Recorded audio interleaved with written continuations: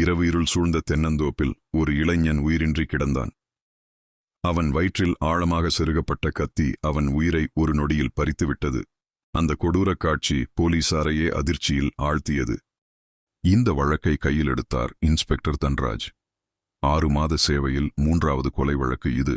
ஆனால் இதுவரை அவர் பார்த்த வழக்குகளிலிருந்து இது முற்றிலும் மாறுபட்டது. எந்த சான்றும் இல்லை, எந்த தெளிவான எதிரியும் இல்லை. ஆனால் இது சாதாரண கொலை அல்ல என்று அவரது உள்ளுணர்வு சொன்னது. கொல்லப்பட்ட முருகானந்தம் அமைதியான தனிமையில் வாழ்ந்த இளைஞன். அவனுக்கு பெரிய நண்பர்கள் வட்டமும் இல்லை, பகைவர்களும் இல்லை. ஆனால் யாரோ அவனை திட்டமிட்டு கொலை செய்திருந்தார்கள். ஒரே நண்பன் சத்தியன். அவனை சந்திக்க முடிவு செய்தார் தன்ராஜ். வெளிப்படையாக அமைதியாக இருந்தாலும் சத்தியனின் உடல் மொழி வேறு ஒன்றை சொன்னது.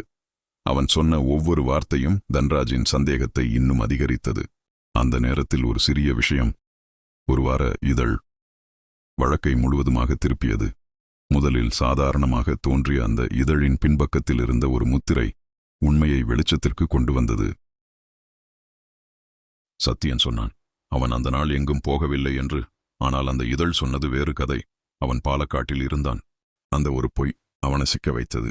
முன்னொரு நாள் ஏற்பட்ட அவமானம் கோபமாக மாறி அந்த கோபம் கொலையாக வெடித்தது. நண்பனாக இருந்தவன் எதிரியாக மாறி ஒரு நொடியில் உயிரை பறித்தான்.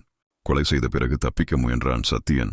ஆனால் ஒரு சிறிய தவறு, ஒரு வார இதழ் வாங்கிய முடிவு அவன் வாழ்க்கையையே முடித்துவிட்டது. இன்ஸ்பெக்டர் தன்ராஜ் அந்த சிறிய குறியை பயன்படுத்தி உண்மையை வெளிக்கொணர்ந்தார்.